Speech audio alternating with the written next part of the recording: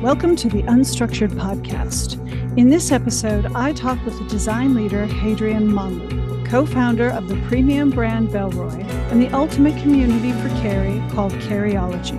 From his early years growing up in Paris with a family of artists to moving across the globe to build his design career with Rip Curl in Australia, Hadrien has spent his life making leaps and taking risks to keep growing as a creative.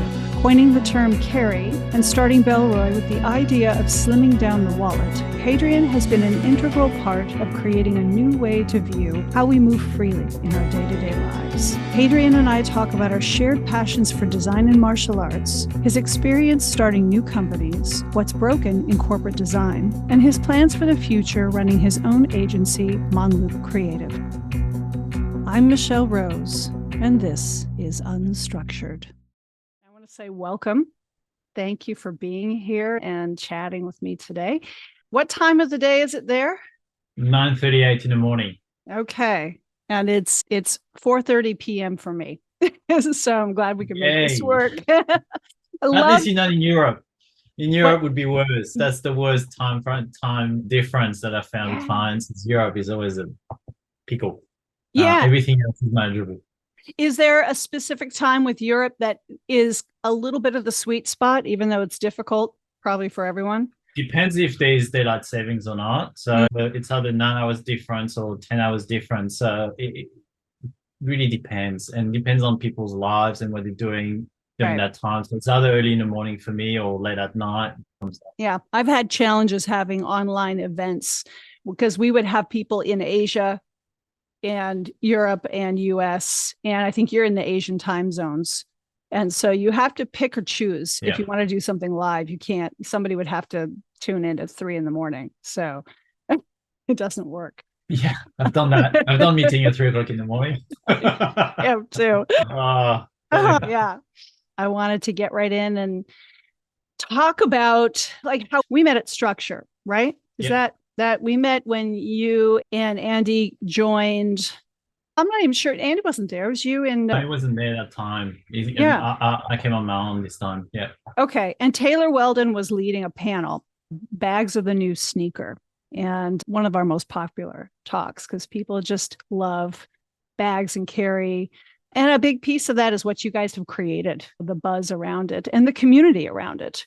That's right. It's amazing how carry creates such a community, but it doesn't create it on its own. It was something that you guys did.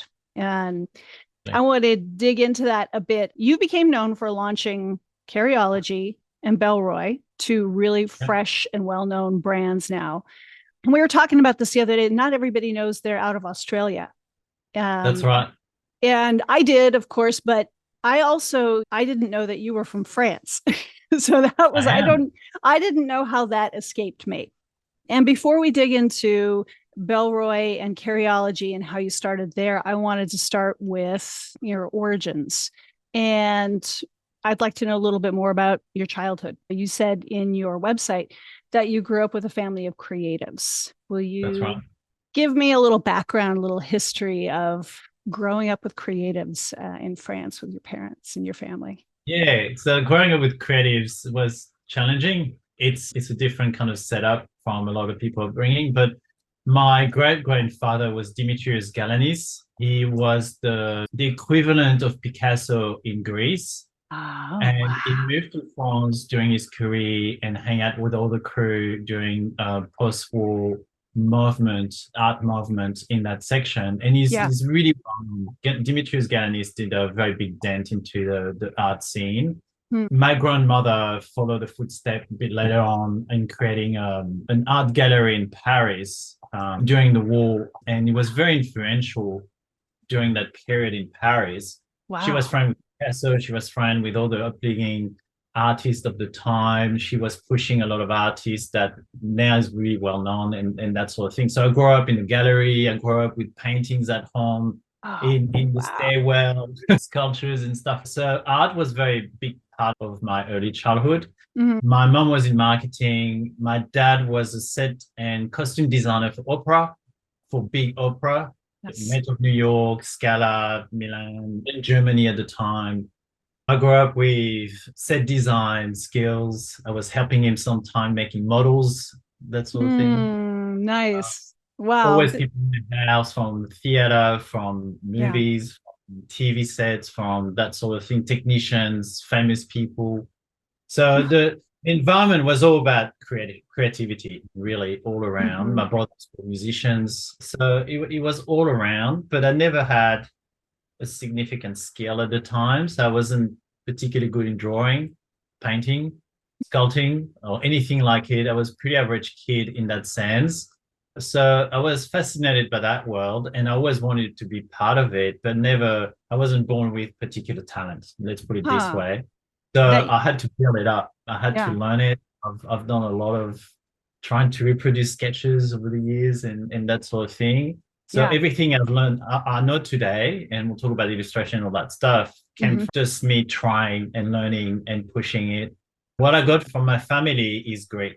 That's what it taught me most. Hmm. The love for learning, that you can always learn a new skill, that no one famous started famous and no one good started good. It's another one too. I've seen them struggling. I saw Yeah. my dad struggling when he's Ah. working on sets or design or costume or things like that, Mhm. putting out fires, things are not working the way they should be, and had to deal with that and that pressure and tensions from that. Artists that tried to be better, bigger than what they are, and they were not at the time, and it took a lot of effort from a lot of people in order for them to put a dent and being known for what they are, Yeah. and all that stuff. So with all that, there was a lot of free for all in the family. It was a little bit chaotic, a bit mental sometimes. There was not Yeah. much structure to it. So Yeah. I had to do a lot of things. Yeah. Will you talk a little bit about that and the challenge of it? A lot of that resonates with me. I was involved, like my family were musicians, artists, a little bit more of industrial and architectural design. But my father was a musician, my mom played music, and I come from a family of writers and artists. And that challenge is there within the family. And a lot of people who don't grow up with that don't understand that necessarily, but you see the struggle that your family are going through, or other artists that they have around, and the painful struggle that artists tend to go through in the connection to their craft, their passion to their craft. Did you like, because I just assume that you grow up with that you see what's going, were you aware of the craziness, I guess is what I'm asking. Were you Yeah, aware that it was absolutely. different? Okay.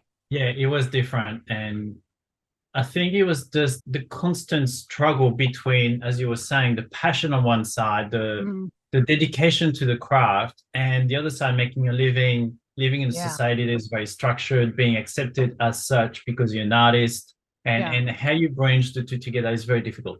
There's constant struggle of, am I good enough? Am I going to bring enough money? How am I going to pay the bills? Do Are you supposed to do what you want to do as an artist, or are you supposed to fit in, do the job that you ask or you need to do in order to bring the money in? And Yeah. how you bridge that as well, like how you keep your identity, individualism when you need to bring the money. Yeah. So there's a constant struggle between the two, and the discomfort of not knowing what's happening in 6 months. And I that's think that's a something, big one. yeah, that resonates, I'm sure, with all of us now. Like it doesn't go away. So, There's, so and my dad was constantly traveling, so he wasn't at home very mm, much. He was okay. always on the set somewhere, and the set for the scale he was doing was always a few months. He wasn't at home very much, so we Mm, had to deal with that as well. My brothers were musicians, but much older than me. They're 12 years older than me, so they was wow. not pretty much out. So I grew Yeah. up as a single child, but with brothers, and a lot Yeah. on my own.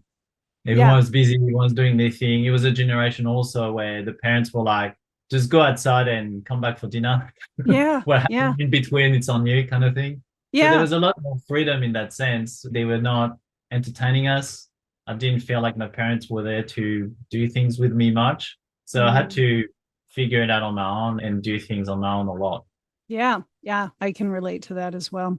And now, so how did you find design? Because you talk about that in your Yeah. bio as well So as, it's a funny story because I didn't want to do design. After year 12, when I finished school, I had to decide what I wanted to do, and I want to be a marine biologist. So I was yeah. inspired by Jacques Cousteau as a child, and I was fascinated by his adventures and his Love. discoveries. I wanted to do. That's what I wanted to do. Yeah.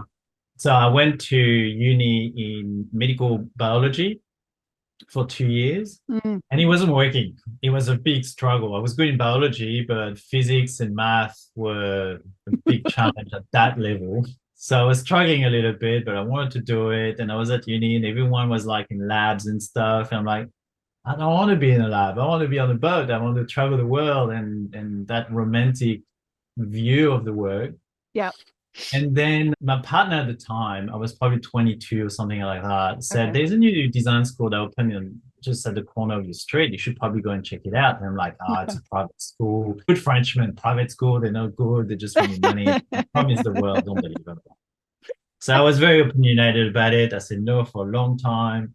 And then one day I said, okay, I'll give up. We'll go and have a look. So we went to have a look. We had a tour in the school, and as a design school, you got all the projects on the walls, the students at different levels and stuff like that, and got to explain a little bit what the school was doing. And so there's fashion, graphic design, product design, transport, that sort of thing. Oh, transport. And I came out of it and I was just different. All my friends were like, since you've been in that school, you can't stop talking about it. And then when you talk about it, there's like that, you get sparks in your eyes. You're just so excited by what you saw and stuff. You should probably do it. Yeah. And I'm like, but it's a private school. It's very expensive. I don't know if I can afford it. So for about a year, I've tried to find the funds to pay for the school. Yeah. And then towards the end of that year, I think one of the banks around the school had an agreement with the school. And so you didn't have to pay till you get your first job. So I'm like, that's the only way I can do it. Yeah. So I did that, signed up for the school, passed the entry exam, and they pushed me straight away in the second year of the school. So I didn't do the first year. And I went in doing my military service for a year because I had to do it. It was compulsory in France. And during that year, I bought books on how to draw product design style. I've done a lot of those things. And every time I had something, I was going to the school and saying, is that good enough? Is that what you guys are looking for? And then am I going in the right direction and all that stuff?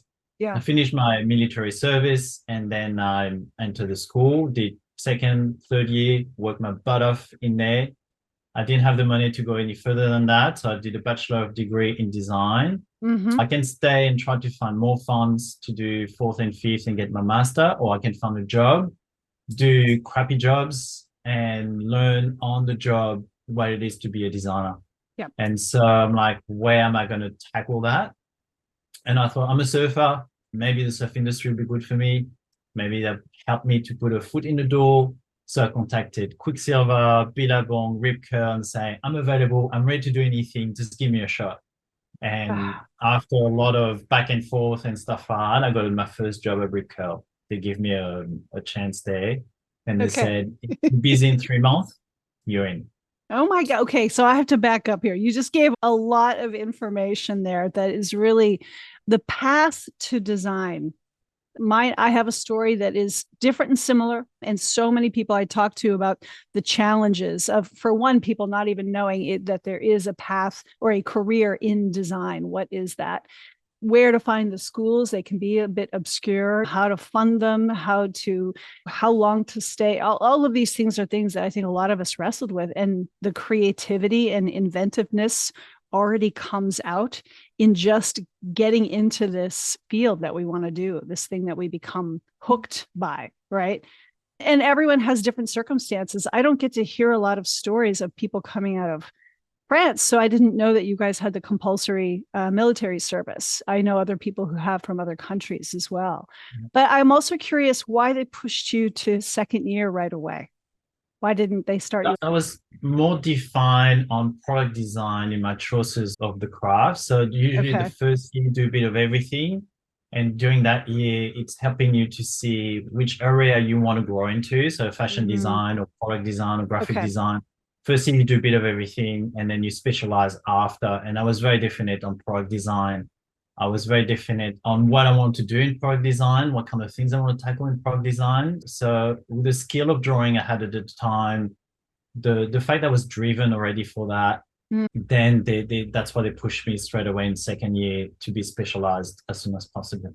Do you think some of that came from your family, just growing up in that environment? Yes and no. So there was yes and no. I think I always wanted to do my own path. A lot of people say, why don't you do the same thing your dad did and pursue that career in opera, and you've got already the contacts and all that stuff. Right. And I'm like, I just want to do my own thing. I don't want to. There was a lot of pressure of coming from an artist family to do artist stuff. There's almost everyone's like, that's what you should be doing. Yeah. And I'm like, yes, but if I do it, I want to do it my way. I don't want to do it because of that history. This is my thing. It's not my family thing. Yeah. I don't have anything to prove to the family. I don't feel like I have a legacy to live up to. Yeah. But also when you're surrounded by people like that, you feel like you should be going for something that matters to you and fight for it. I think that's what I got from that. Yeah. And so when I figured out that design was that's what I knew from that day I came into that university. That's what I want to do for the rest of my life. That was definite. I was so inspired by it that I'm like, that's what I want to do. But I want to do it my way. Yes. That was more why they pushed me straight away in second year. Okay. And being an artist, that's really what it's about. Artists are rebellious. Like we have to do it our way. That's the only way you can be successful. Trying to follow into somebody else's footsteps, you're not walking your own path. And that's what being an artist and a designer to me, and what I've studied in the last decades of my life now, is that's what that means, is you've got to find what is your passion. If you don't do it early on, you'll end up doing it later on. So yeah, and I think at the time it was different. There was no internet. So when I did the uni, there was no internet at the time. So everything was very analog. You have to figure out a lot of things on your own by yourself with very limited of information around you. And so it was different. Today, you can search things so quickly and easily. You can know the ins and outs of any school, of any university path, or even skills. Yeah. There's a lot of skills you can learn by yourself following YouTube channels. And I've learned a lot of my skills like that, not through uni. Yeah. But I understand also that you need to get your first job, you need to have a minimum amount of skills and show that you can show up to work, to do the work regularly, even if you don't feel like it, to do what you have to do. Now it's different. Things have changed. University is less and less relevant for that, because you can learn all these skills by yourself. You can actually have skill compared to a lot of skills they're still teaching at university, because what they're teaching right now is still very 90s. Yeah. And also it's almost like you need the degree just to be able to get through the competition to get the job. It doesn't give you the actual skills.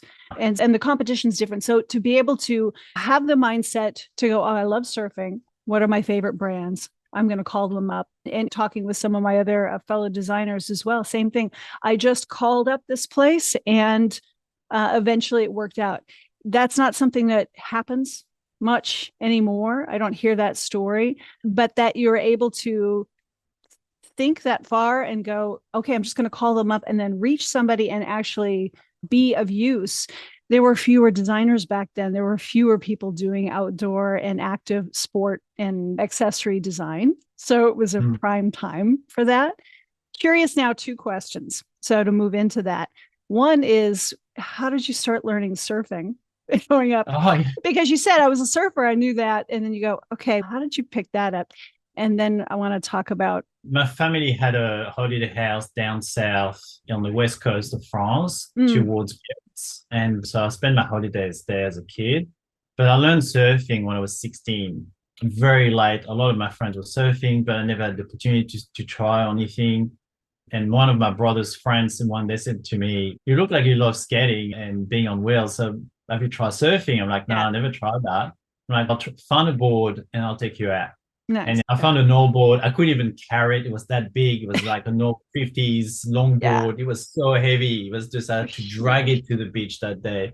But I did, and I put it in the water, and he showed me a few things. And it was very small. It was a beautiful day. I still remember to this day. Now I took my first wave, and I loved it. And I was hooked from that moment, that feeling. I just never looked back after that. Yeah. So from 16 onwards, I've been surfing pretty much every summer. Nice. And then when I got my first job in the surf industry, it was pretty much every day. Yeah, I bet. So that just made you focus, like put those two things that you were passionate about together. And Yeah. you end up with a job in Australia, Yeah, right? that's weird, isn't it? Yeah. Did they hire you before you ever came out? Did you get hired? No, And so I then, started working for Ripco Europe for a couple of years. I was okay, designing bags and watches, and I right. moved on to watches a lot more heavily towards the end. Okay. And after 2 years at Ripco, I was a bit stuck. I was still doing the same thing. The pay wasn't great.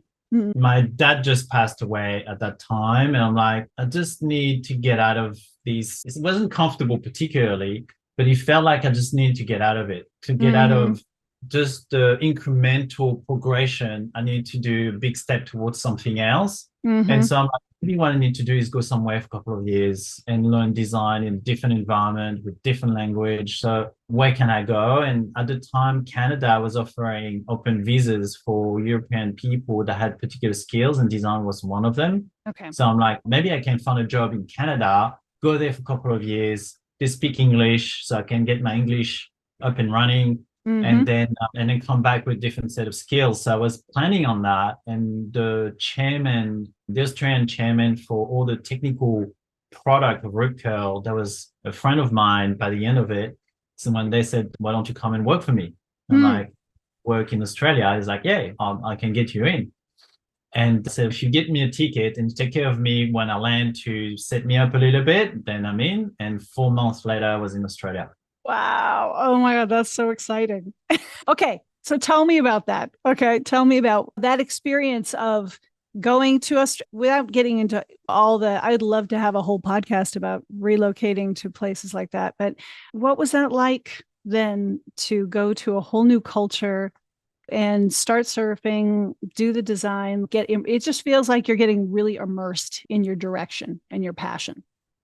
Yeah, that's right. So moving was exciting and terrifying at the same time because I didn't know anything about Australia at the time. I just Yeah. knew about Ripco Australia from working in the industry, but I didn't know anything about Australia per se. Took my bag, my guitar, and got on the plane and arrive, and I would just roll with it. I had no preconception of what Australia could be, of my life here, of the Wow. struggle I could face. I had nothing. I just Mm, went there. I'm like, as long as I've got people I know, I've got a place to sleep and a job, then I'll figure it out as I go. My English was pretty broken at the time, mm-hmm, mm-hmm. basic, let's put it this way.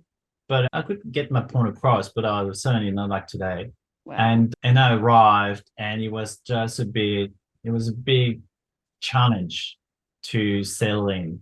The language was a big barrier at the time Okay. because there's speaking English and making your point across. Mm-hmm, mm-hmm. When you have a basic English, your grammar is repetitive, your vocabulary is limited. Limited. Yeah. So to get your personality across or your ideas across or convince people about certain things is really challenging. So for Yeah. 2 years, I really struggled for that. Met a lot of people, travel a lot. It was all fun. But when it came to the work part of it, I was Mm-hmm. kind of out and struggled to really explain things properly and convince people and Wow. that sort of thing. So Yeah. after 2 years, I had to break down. I'm like, Mm, I don't know what I'm doing here. I'm not sure this is right. I was just spiraling. yeah. Everything was kind of right and wrong at the same time. It was a very tricky moment. Yeah. And so my boss at the time, the chairman of Ripco, Oja, he said, go home, take 2 weeks, go home, just chill for a bit, come back here and make a decision if you want to stay or if you want to leave. Whatever you want to do, we'll support it. Wow. And so I did that, and I came back and I'm like, I'm not living at the bottom of the wave. I can't leave just because I feel down about it. I just want to Mhm. live where I've done everything I need to do. I'm cool with it. I just need to move to the next thing. So I'm going to stay. And so I pushed through for another year, and it got better and better after that. Oh, what a great opportunity to have somebody support you like that and give you that chance to do that. Because like communication and getting your point across and selling your ideas is a big part of our job as Oh, it's the designers. biggest part of the job. Yeah. And so to not be able to do that, I have no idea how frustrating that would be. That's not an experience I've had. I know how frustrating it already is when you can communicate and get your point across. It's frustrating enough, to sell those ideas and get people on the same page. And so to have that as a huge hurdle, your self-confidence takes a huge hit, I'm sure. Absolutely. Plus, it's Australia. So Australia, it's the surf industry. So everyone talk a different language in there. There's a lot of expression I didn't understand. So I wasn't sure what they were talking about. So you had to learn to adapt not only to the language, but to the culture, to the area, to the country.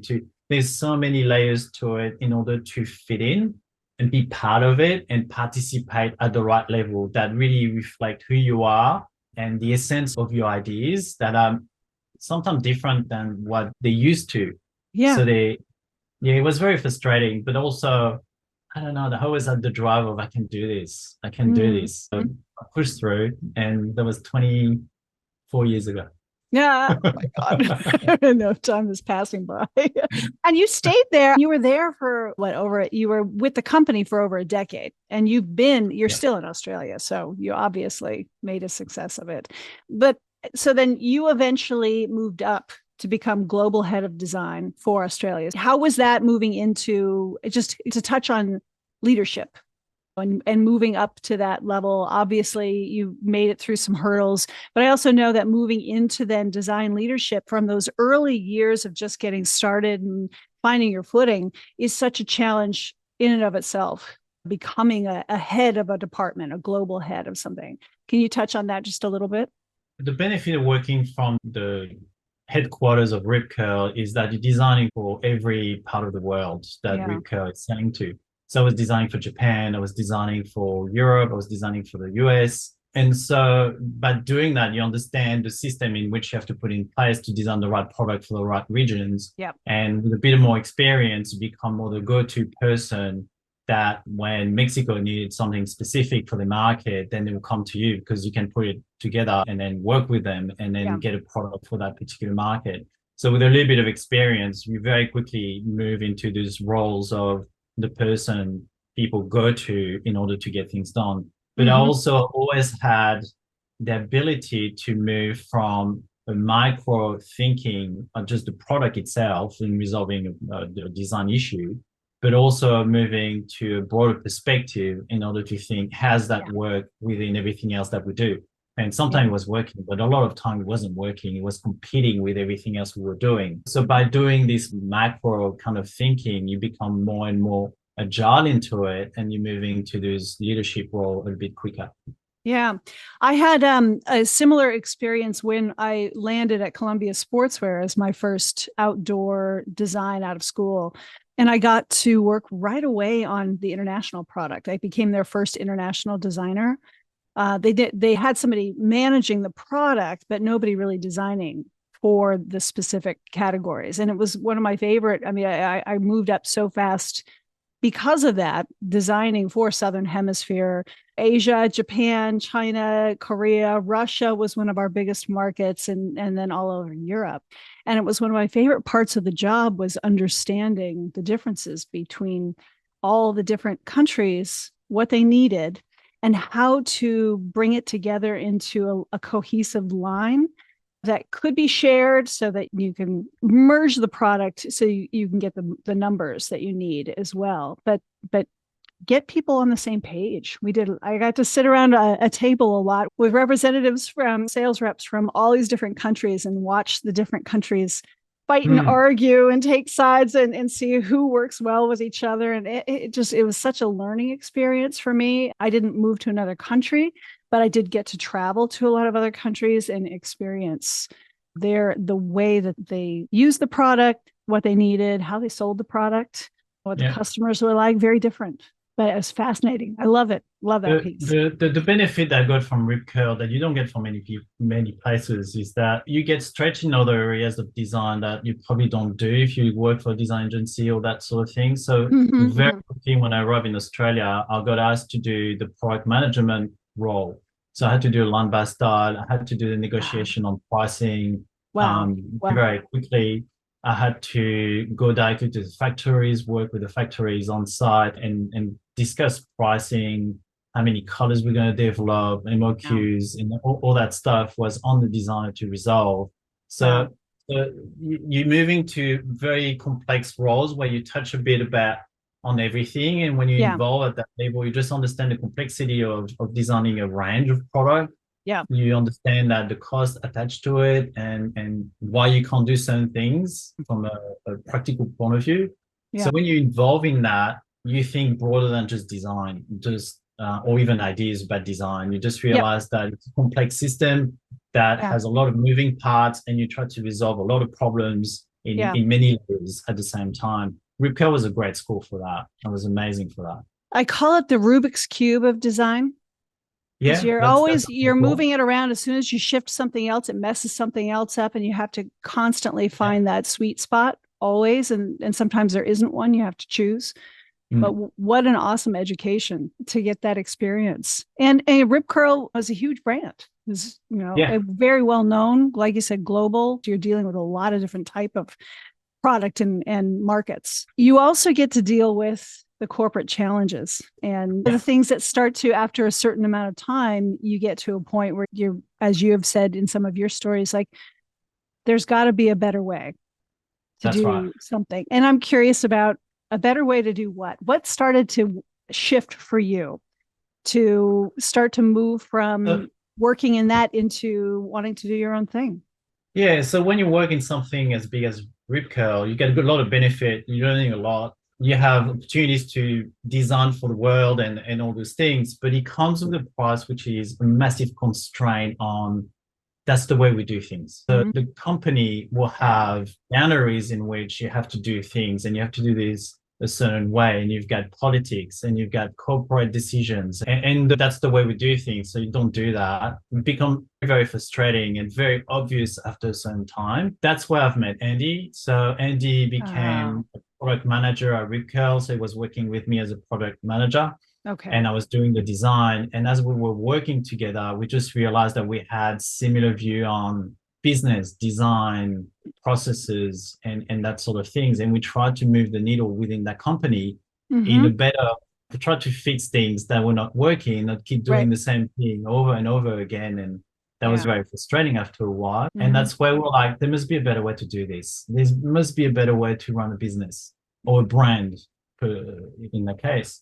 So we often spend hours after work just talking about design, business, brand positioning, what a brand should be doing, and that sort of things. And we were very aligned at the time, and we made a lot of changes within the company, changes that is still running today, in the process, design process, and that sort of thing. Yeah. So, but we couldn't do it. We did some changes, but there was so much more to be done, and we're like, we're not going to do it here.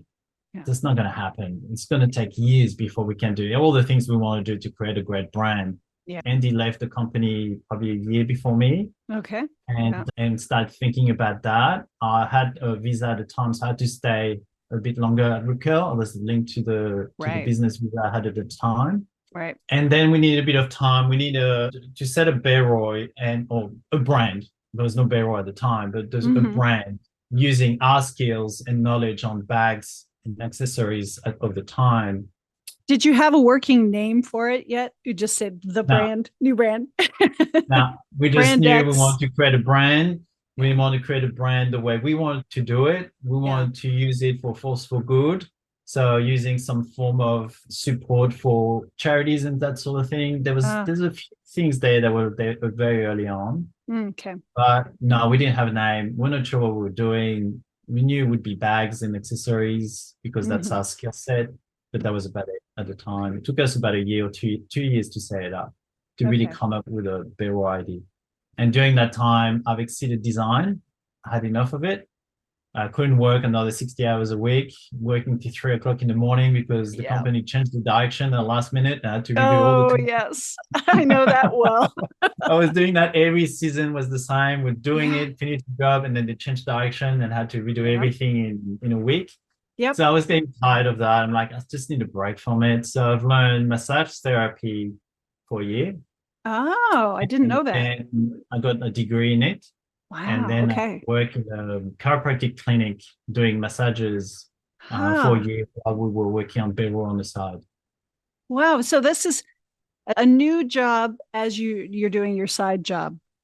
Yeah. So instead of, okay, I'm going to do what I know a little bit on the side so I can do something totally new, you're doing something totally new so you can support yourself to do a new venture of what you know. So Yeah. that's a lot of work to get a Yeah. degree in that and to do that. Wow. But what a great skill to have. It's pretty practical, but it was different. I've learned a lot about dealing with people and Yeah. listening and figure out problems and supporting people and communicating and all that stuff. And I think that period has refined my empathy. And I think empathy in design is really, really important. And we're losing some time because we're focusing just on the job. But empathy is actually a key component of the design world. And it's kind of get a bit flushed out into everything else that we do. I reckon that period of that 1 year of actually caring for people that come in pain and you try to help them with that and being there has really changed a little bit my empathy in that sense. Wow. I really sharpened up a little bit the way you think about others and that sort of thing. Yeah. So when we started Bellroy, I think that was a big part of it was really to try to find better ways to do business, but also better ways to support the customer. I can see that already. What I'm hearing is that both you and Andy wanted already more of a force for good, a better way to do things, a better way to do probably work life and better product and better everything. But then this pushes it forward. And I'm sure we'll talk about it when we get into martial arts as well. But I had done martial arts before I started designing and got my black belt while I was starting to go, into the design world. And the healing part that we learned alongside of it, because it was always training and fighting, but we learned a whole healing component and had lots of experience with that. It was a huge part of how I entered the industry and really shaped how I choose to do things and why and how to treat people. So I see it very clearly, but I love hearing that. So that's shifted and shaped you guys and pushed something forward that was really beneficial. Now, where did Carryology come into this? Because somewhere in there, you're doing this healing work, you're setting up Bellroy, but you're starting a blog with a new term and finding an industry. It was really interesting. At the time, sneakers were a big part of the market. It was the thing everyone was talking about. It had a voice. It had Sneaker Freaker. That was anyone who know sneakers would have a Sneaker Freaker magazine subscription of some form and stuff like that. So they had a voice for sneakers. They had a community for sneakers. And Andy and I, we realized that there's nothing for bags and accessories. And it's a huge market. Like everyone's got a bag and there's no one talking about it. There's no one doing anything in that space to create a community around it. So if we want to do something different, we need to create a voice for it. Yeah. Carryology has been a bit more of a pet project for Andy than me. He was very driven by it, but we really needed to change the industry to give more support to the brand. So the two were working in parallel and saying, if we want to make a brand that really touch people, we need to give it a voice at the same time and connect the two together. So that's how it started. I love that. It's an early blog work, but it's creating a market. I worked as a trainer for Starbucks in 1990 to 94 with Howard Schultz when it was very small. And that was what he was doing, was creating this community. He was creating a market for coffee that didn't exist. And that was something we all got to learn from him as we were training new people up, is how to build this community. And so we get to see this creating of the market so that you're bringing all these other brands together, these other coffee places, as opposed to being competition. It's your community that you're pulling in to grow something bigger. And that's how I saw Carryology. And it's clearly helped Bellroy grow and succeed in what it is. But they're very clearly distinct, different identities and brands and companies. So I think we also learned that from Rip Curl, because Rip Curl it's a product brand. They sell a lot of product, but they don't sell product. What they sell is the idea of community, of the surf community. So when you buy a Rip Curl, Billabong, or Quicksilver product, you're buying into the community. You want to be seen as one of them. The big tag of the surf industry was like created by surfers for surfers. And so when you're buying a Rip Curl t-shirt, you're not buying a t-shirt because there's millions of other brands you can buy from. You're buying a Rip Curl one. And so you're buying into this community, you belong to that community. And that sense of belonging is a big drive for human beings. We want to be accepted. We want to be part of a community. We want to belong somewhere, and we want to reflect what's important to us. So when we saw that in the surf industry, and that's the heart and soul of the surf industry, we wanted to transfer that into what we loved, and which is bag accessories and that sort of thing. So we had to create a voice for it that create that community. Mm-hmm. And you had to find a term for what to call bags and That's accessories. Right. The carry term didn't exist before Carryology. I love that. And it's so much better than saying bags. My partner and I, when we left the North Face and started Agency Aspect, we started with bags. She was bag designer. I was apparel. And we were eventually going to launch apparel, which we didn't get to, but the bag brand still exists. And it was the same thing we really struggled with, was just constantly saying we sell bags. And so carry is easier, but it was harder for women. It was harder because ours was a women's product. It hadn't really latched on for women as carry, because it's purses. So what do you do? And we were creating something that was different, that we didn't really know. And we didn't get as far. And you guys were already down the path with Carryology. But Bellroy, then, it's grown so huge. It's over 150 countries. It sold probably more than that now. I see it all the time, sponsoring different YouTubers and people that I like to watch and channels. And I really see that it's making inroads. B Corporation, like all these early adoption of really community minded and human focused initiatives. Yeah, no, so it's funny because we started with simple ideas of doing wallets, and then we shifted to bags, and then it exploded. This company is massive now. It's tremendous, and it has a massive impact on the market. A lot of brands are inspired by Bellroy and the ideas and positioning and a lot of innovation involved in that. And so the brand itself is a big beast now. It wasn't when we started. We were 5 people working around Andy's kitchen table, trying to figure out what we're going to do next. And very quickly we got to 30, and then to 100, and then just constraint to break every week. There was a constraint to break and that sort of thing. But the growth of Bellroy was exponential, and it was really hard to keep up with it. Yeah, I bet. It's great. On the outside, you see, they're doing great, but it was challenging for everybody. There was a lot of pressure. Yeah, there's always a challenge. It never is as great as it might look on the outside. Never, ever, any place I've ever worked. It's the reality of all of it. And I know that you guys started with the wallet, and you have plenty of that story out there of slimming things down.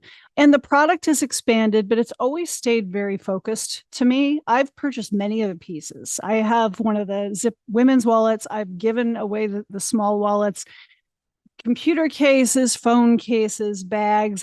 It's a go-to place for me for gifts in a big way, because every time I purchase something from there, it is that perfect blend that we're always looking for, of that functionality, simplicity, and just absolute beauty.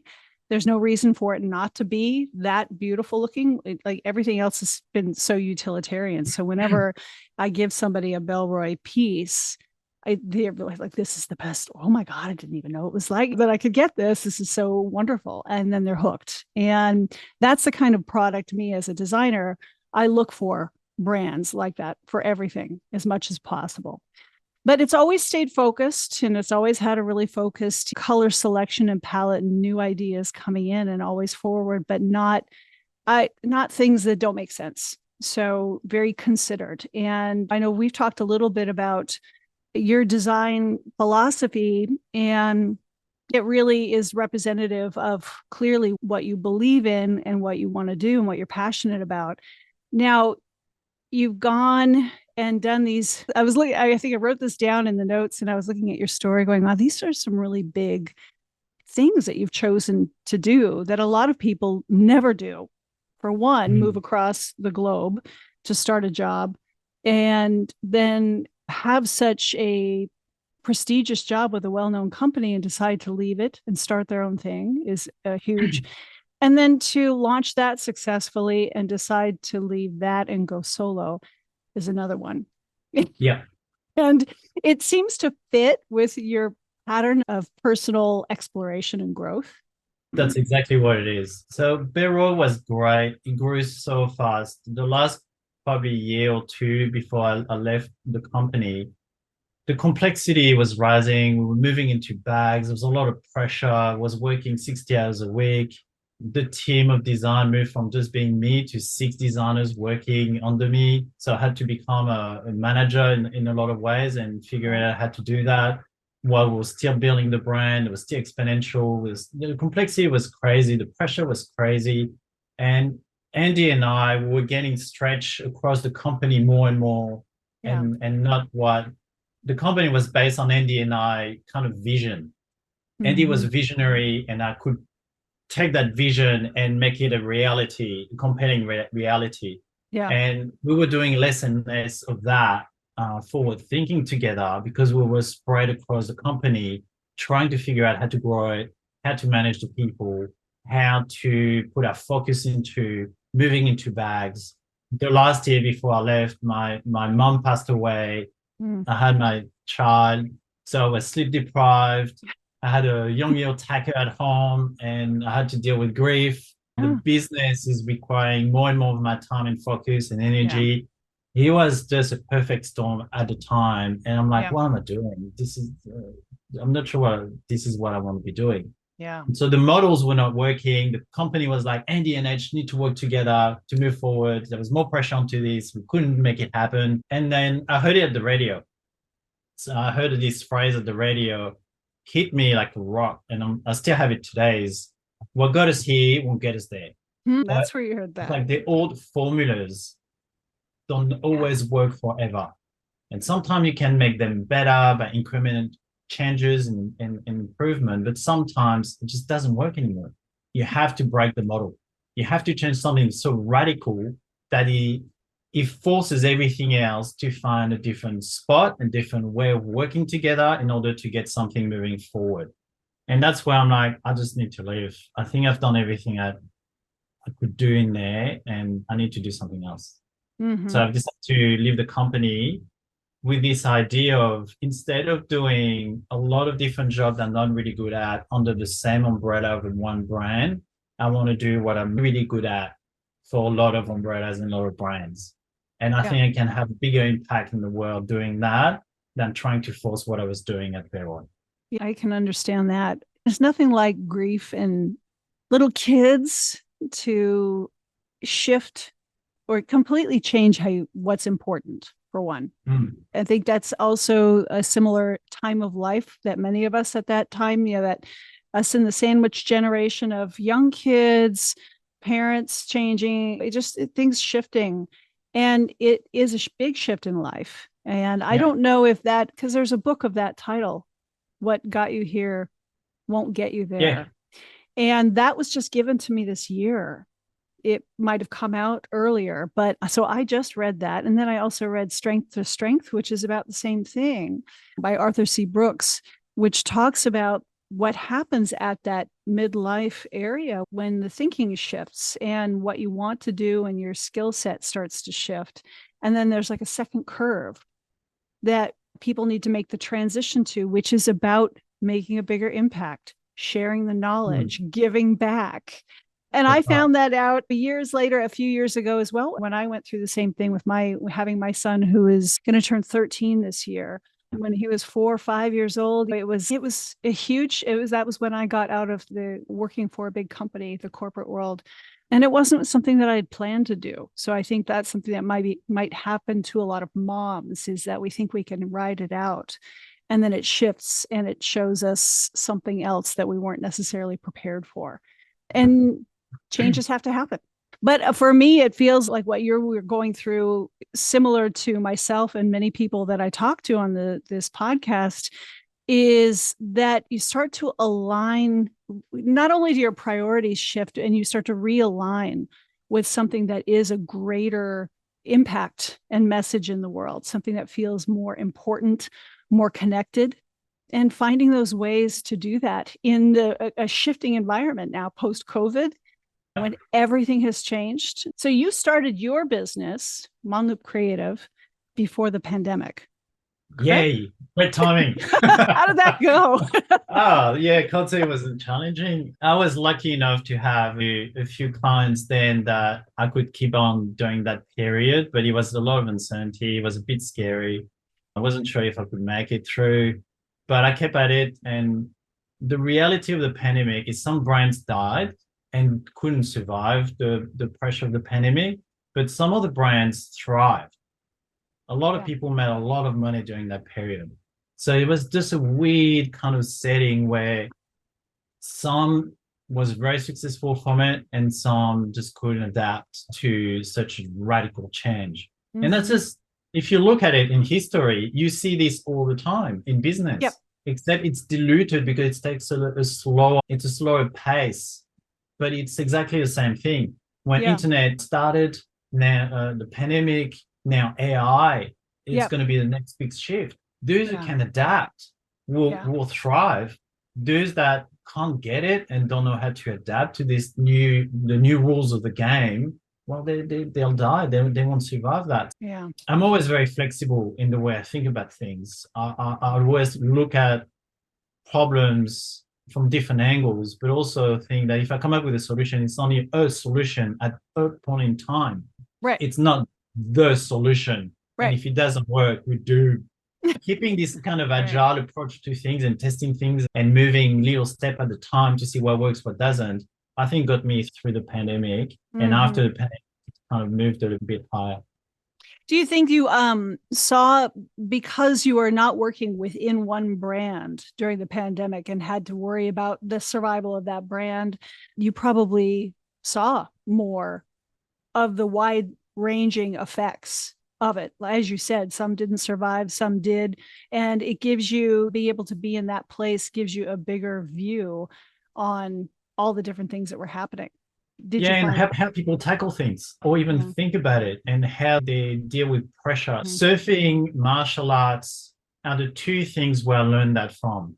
How you deal with things under pressure. And quick pressure, not little bits incremental pressure, but something that comes at you really quickly and you have to deal with it on the spot, and how you handle yourself to deal with that is that's where I got it from. So I'm not getting crippled by fear most of the time. That's the one thing I've got. I don't know where I got it from, if it's family, it's upbringing, the 80s kind of time where we were free to do whatever we wanted as a kid without being scared of anything really. But I'm not crippled by fear necessarily, although I feel it constantly like everybody else. But I don't get crippled by it when I make big, bold move or decisions in order to move forward. I just move forward. I just go for it and use what I've got available to me that I can control in order to move that. It's the same thing in surfing. When you're in the water and you've been surfing 3-foot waves for an hour, and then suddenly, for whatever reason, the ocean decided to be angry, and then 6-foot come in and 8-foot come in. You can't escape and saying, stop the game. I'm not ready for this. You're at the back, you're in the water, you have to deal with it. And then life is the same. It's very similar. Yeah, I think surfing, martial arts, I connected with a lot of the athletes at the North Face when I was there about those types of things of dealing with whatever you have to deal with. I'm not a mountaineer, and so the idea of dealing with what they had to deal with was very intense for me, but a very similar idea when you're fighting, when you're in a situation where something happens. So you never know what's going to happen. You never know what is going to come at you. And it's all about how you prepare. And it can be about training. And design is the same thing. You're learning the skills, being prepared, but so much more of it is about mindset, That's right. And is that feeling of, I think, also growing up with chaos in our families, creative families where you grow up in that chaos or the unknown there. It just makes you have to go with the flow, right? In a lot of ways. And control only what you can control. Right. So you don't get crippled by the situation and freeze and cope everything. You're like, you find ways to control what you can control in order to make it through. Mm-hmm. And when you get that skills, then it's a lot easier to run a small business, even when there's a pandemic and economical pressure and that sort of thing. In that, I wanted to think about that in terms of design, because that's something we both experience and all of us in corporate design, that constant flexibility and having to have another idea in your back pocket, but still really believe in the one that you're trying to push, but being able to be flexible enough to shift and understand all the different angles. We have more, like we said, huge shifts coming. AI is the biggest one right now. And we're seeing that already with these articles that I've been reading, and I'm doing a talk on coming up next week. Fast Company, Forbes, a lot of them are putting out reports on the death of design thinking, talking about IDEO and other firms laying off, all kinds of layoffs in companies happening everywhere. And I wanted to get a sense of how you feel that design, the shift in how design is being perceived right now, because I guess that's really the question. Is there's a perception of what the value of design is that has shifted.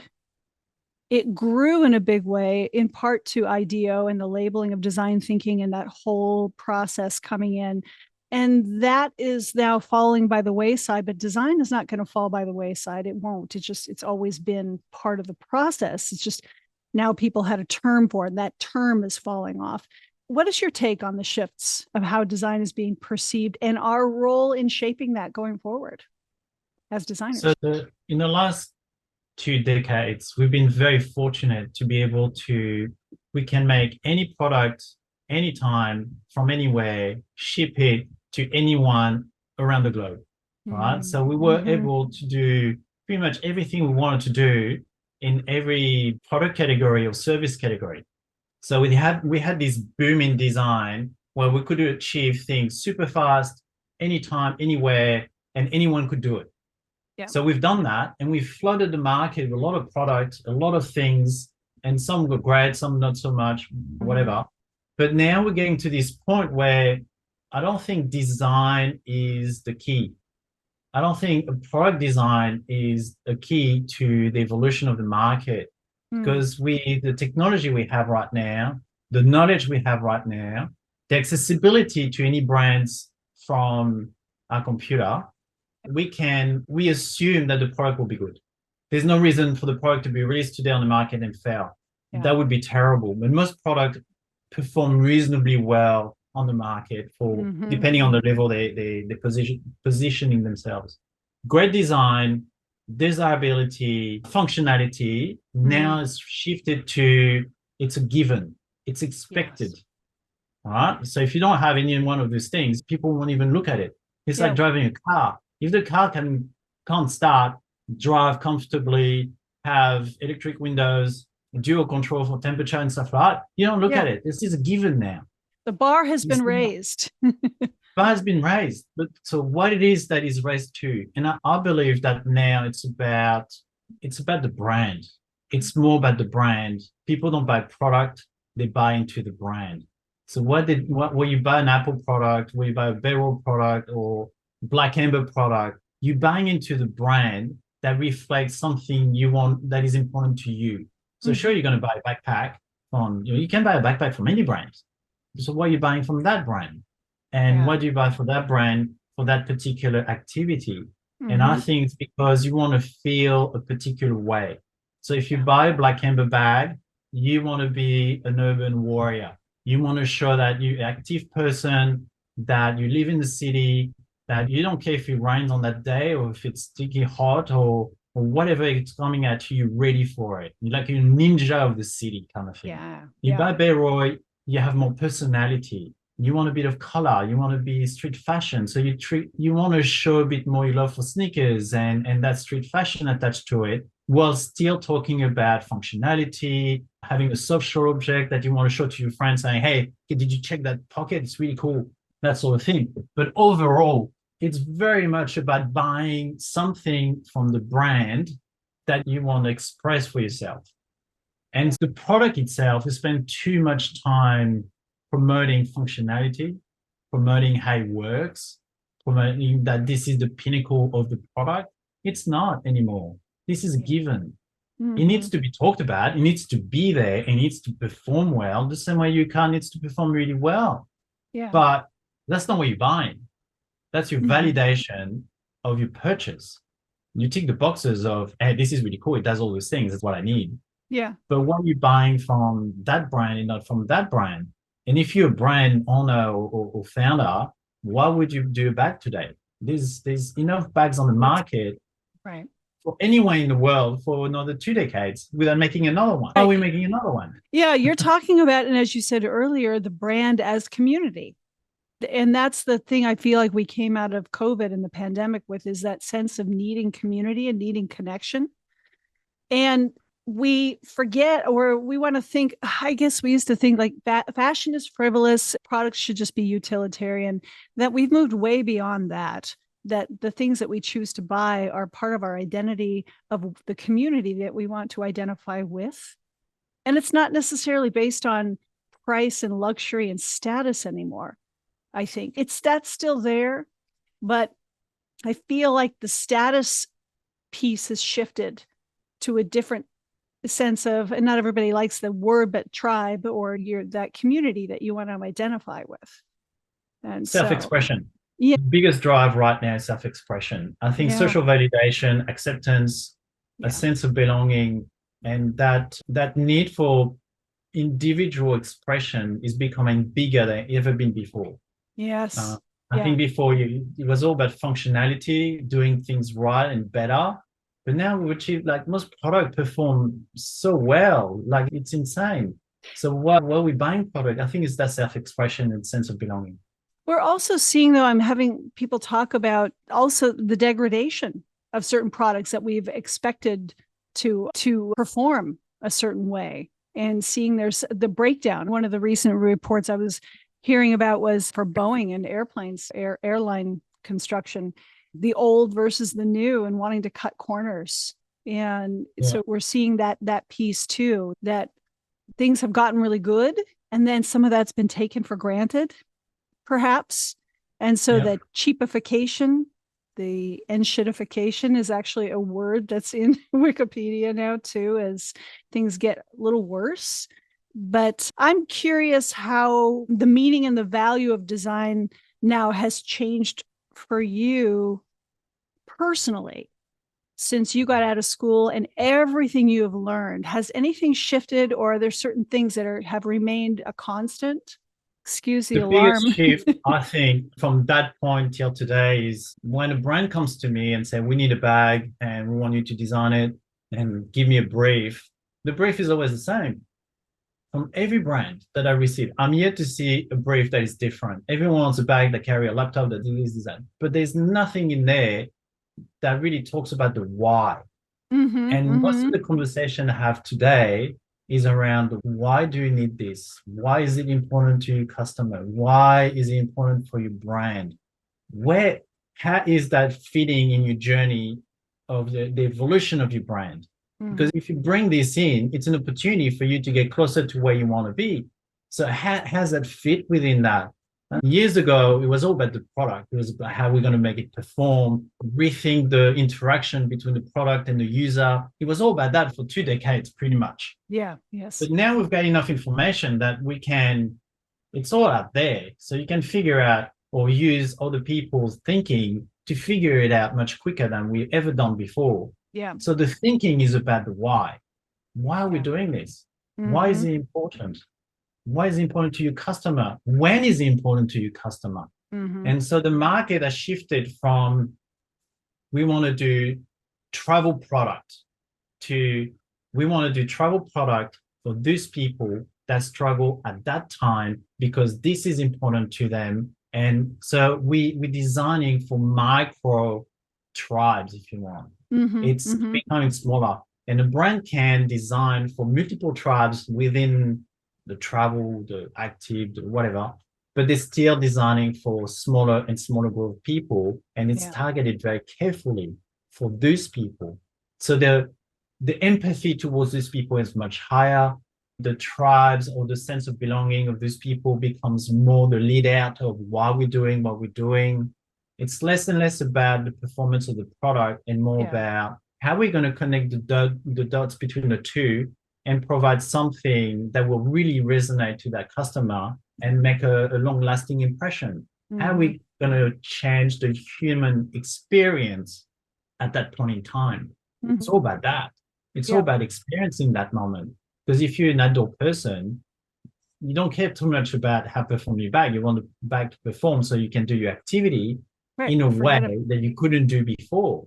The bag is not important. So you can forget about it. Important, but it's not the most important part of it. The most important part of it is the experience. Right. So if you go to a meeting with a particular bag, you want to feel a particular way to that meeting so you can nail it.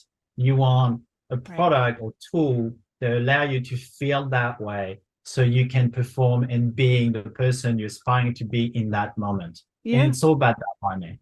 It makes me think about when I studied Coco Chanel in fashion design, it was less about wearing fashion that you're going to be noticed in and more things so that you can forget about what you're wearing and be noticed as a woman, as a person.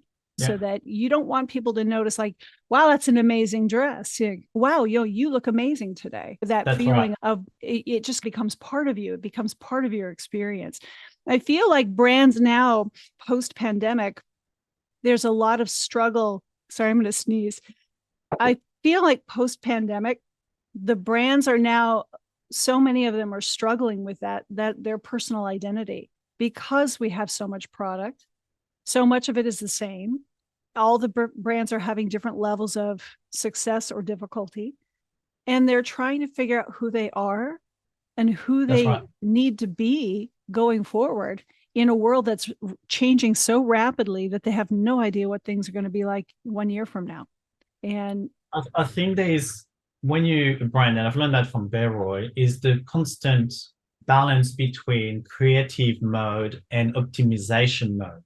So when you're creative mode, you're a bit like a startup. Everything is open. You can do anything. What we're going to do, what it is really about, what do we want to be known for, and we're going to fight for it, right? It's all about that creative juice bubbling up and stuff. And then later on, you've got that, we started it, and it's all about optimization, reaching out to the right people, getting the product better, add a couple more product to it to tell the story better, marketing, blah, blah. So you're optimizing everything. And when you stay too long in that, you're losing the why you did it for in the first place. And you're losing where you're going because you stay in this optimization mode.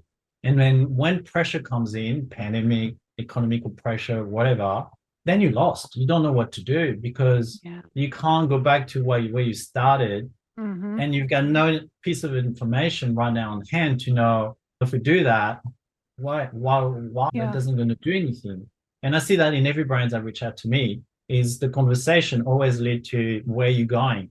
How do you see your brand in a couple of years or 5 years? If we do our job really well, how are you going to evolve and what it is you evolve into? And then they find really hard to actually do that. Most of them really struggle in doing that. But the ones who can answer that question very quickly are the ones that perform really well. That's a really good point because we're seeing there's a lot of companies letting go of design leadership, design teams, or they had been. We're starting to see some of that coming back. And that always felt like such a mistake to me because it felt like you said, like you need to be in a startup phase or that mindset of it's time to dream and play and forward thinking, futures thinking. And it makes me think about your philosophy of change-making design. I love that term, change-making design. And what does that mean now? What does change-making design look like now? Or what does that mean to you now? How has that shifted going forward in this? I feel like most of the time when I work with brands, it's a lot easier to talk about changes, evolution, vision, when you use product to express that. So if you say, I can see your brand going in a particular landscape zone or a particular form, it's a lot easier to come up with some design that reflect that and say, if you were going down that path, here what it could look like. And so from a brand perspective, it's a lot more concrete to say, oh, we like that. I think that's what we're aspiring to be. We just have it in a subconscious way. We can't express it just yet, But I Yeah. think that's what we mean. That's Yeah. what we mean moving forward. Mhm. So product design is a great tool to help people expressing what they're really aspiring to. Then if you just stay on words and complicated text, and it's just all a bit flimsy. Everyone understand whatever they want to understand. When you make Yeah. it in a concrete way, it's a lot easier for people to make decisions. So change making design is that, is Mhm. building what could be using the lens of product design to see if that's what we need to do or not. Yeah, it makes me think of futures thinking, which is something that I've been studying a bit more. Is just that it's a term of just thinking out into the future. What could happen? What are some of the outcomes? But feels very. I hadn't really attached it to design and ideas, and I don't know why I hadn't put it together with that. But that to me is what it is. And what you're showing them is, here's what designers do. We see things, we can envision things that don't yet exist in the world. And to give them illustration, design concepts, visualization so that they can see it, to give it life so they can see the possibilities, is our job. That's our job. Yeah. Here's an invention. Here's how it could be. Given all the information you've shared with me and what you want and who your customer is and your aspirations, here's what it could be. And then they see it. And that's, designers can see it. We can see it, but not everybody can see it. It's our job to show that. And the role of design is to bring tomorrow today, right? Is to bring what's possible in a tangible way today, so we can see some form of tangible elements so we can make sensible decisions, right? Yeah. Now, the problem that we face in the last 2 decades is when a designer do that, we tend to love our craft so much that when we do it, that's how it's going to be in an absolute way. That's the best idea. That's what needs to happen. Mm-hmm. Where the reality is, it's only one way. We can find 100 different ways of solving a problem, or even create a vision of what could be. Yeah. It's just a tool to make sensible decision. That's all it is. And once we understand that and move away from the love of the craft and love of the ideas and this ego-driven design aspect, we can try to find elements that help everyone to understand the problem, understand what potential solution can be done, and potential vision or placement you want to bring the brands towards. That's the job of design, nothing else. After that, resolving specific problems in a design way, that comes down the line. Yeah. But we shifted that the other way around. That's why design thinking is dying, because we shifted that. The lead is solving the problem, and then you build everything around it. That's broken today. We need to build a vision first. Yeah. We need to have a direction that we want to go to. We need to build the empathy to support the people we're going to sell it to, and then we can solve problems. And we solve problems in a particular way that is reflecting of the brand's essence, if you want. In a sense, you're talking about play. This just leads me right into that piece that I wanted to talk about that you had mentioned, is the need for play in creativity, which is what we already touched on a little bit as well, that you need that time to go like startup, like play, come up with ideas and thoughts and do that. What if? You need to bring the what if into it.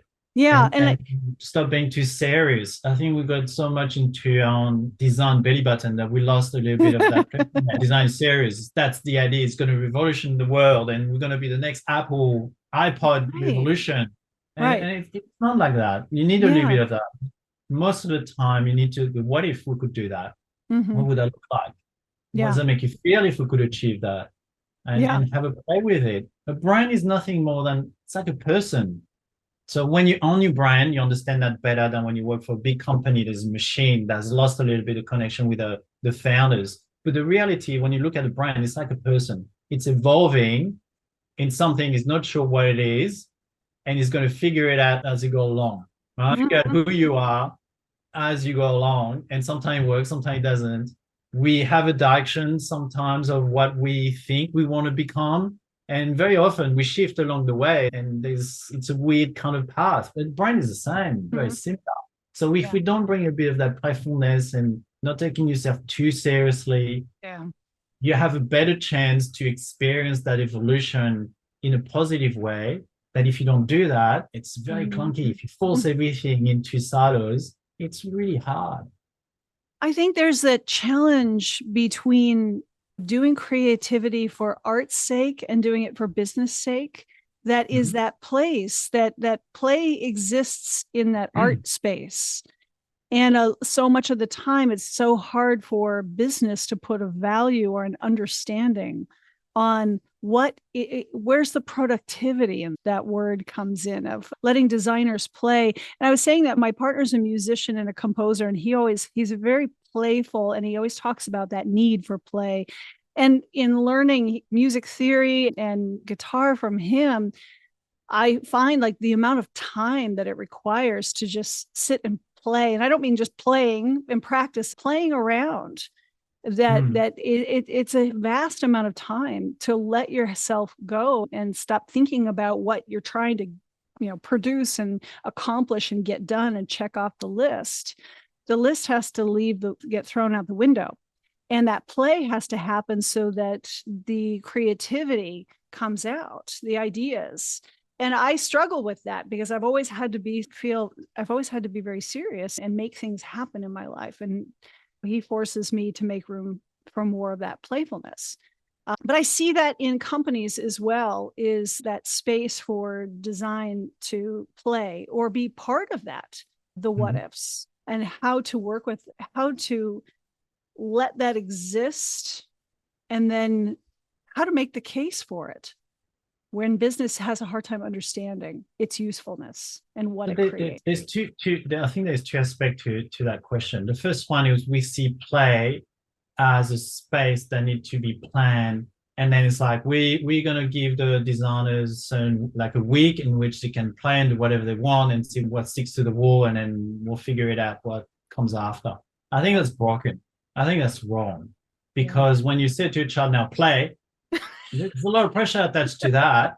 And then it doesn't work that way. So at Ripco, I remember we had this design camp. I don't know if they're still running it, but like for a week or two, you put all the designers together and they're going to come up with great ideas, and it's not that structured. And for a week, you're just working your butt off to try to be playful, and it's broken. Whatever they come up with will be changed twofold down the track. It never works. Yeah. I think the play comes when it's part of the everyday structure, when you allow people to say, what if that thing was doing that? What if we resolve that problem today? What would happen then? What if we didn't have that part, that demand on that brief? Like, is it really important? What if we didn't have that? What would that change? So when you can have that dialogue, small dialogue all the time, there's moments where you're like, this is a big problem, a lot of pressure, but what if we had enough money? What would we do? What if we didn't have a constraint on production? What would happen to that problem? And then very quickly, you just realize that you can have playfulness constantly to allow people to relax a little bit and seeing the problem from a different angle. And that's what you want. I don't think the playfulness from the design point of view is just design stuff you really want to design, and we'll see if we can implement anything. I think that's broken. There's no real business reality to it. Yeah. I've never seen it working effectively. Personally, I had design agencies that spend half a day doing post-it of drawings. Whatever comes to mind, they just do it, and they have these walls covered of it. I think that's a bit broken as well. I think you can have playfulness without doing that, because I think that you can reframe that. You don't need 300 ideas on the wall to be creative. You can have only 10. It doesn't really matter. As long as you have the freedom to think about a problem with its constraint and not being too tight, you can be very creative without being completely open-minded. I personally found that we need to allow people to be people, regardless if they're designers or not designers. That means they need to be able to say, but what if we could do that? What if we had the budget? Whatever that is, and allow that to happen. It's really difficult for a lot of people to let that happen, but it doesn't hurt to let it happen. That's why people need to understand. It doesn't hurt anyone. It doesn't waste time. Now, if you take a week to do the what if, that's a waste of time, because it's a week and there's no outcome from it. But if you take the guitar, if you're a musician, and you allow yourself to just relax and let it be for a bit, It's the same martial art. You can train really hard, Right. very focused all the time. But the biggest breakthrough you're going to have is when you start relaxing, when you Yes. start just, you do it with more open-minded to it. That's what the change happens. Yeah. You say it right there. I'm gonna talk about that in a minute. In a fight, as soon as you tense up, you get hit. And it also hurts more when you're tense and you get hit. The first thing we learn, breathe and relax. And it takes a lot of work just to let go of letting go of things and letting things just flow and happen. So you hit the nail on the head with that piece. But it also feels like in order for this play and creativity to happen, a space needs to be made for that in the company, in these organizations. And that, for me, has always come from somebody in a leadership role who was empowered to create that space for the play. And that leadership role I've seen a lot of disappear. When people would leave, retire, it wouldn't get replaced. And I've watched that role disappear in a lot of companies. And so then you get younger designers who come in without any leadership and they have no space to play and they have nobody to teach them how to exist in that corporate structure and create. And so it has to be part of the brand culture to allow that play. That's how it feels to me. So I found that there's what I've learned from my career, and being French in Australia has shown that to me as well. The French culture was a big problem for quite some time in English, because in France, you have to be a little bit opinionated. You have to have a view on the world that is quite strong, and you need to be able to argue your point of view and defend it. Someone might disagree, and you argue back and forth, and it's no hard feelings, just the way we do things. Yeah. So you get these dinners where people fight during the dinner, but no one hates anyone. So from an English point of view, this is really confronting, because they feel like when you argue your point of view, you're shoving down their throat your point of view. But it's not that. You're just defending and listening to how you defend your point of view to see if it's got leg or not.